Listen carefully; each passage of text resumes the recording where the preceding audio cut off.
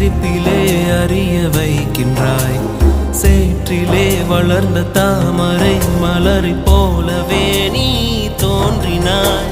பூமி இது புனிதமில்லை, ஆயிரம் அசுத்தங்கள் உள்ளது. தீயிலுமே நீந்தி வர நீ என்று கற்றுக்கொள்ள நல்லது. இந்த உலகம் என்பது இன்ப துன்பமுள்ள பாதையடா.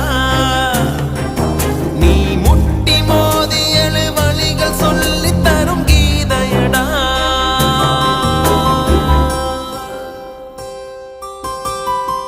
ஆராரோ பாட இங்கு தாயும் இல்லை,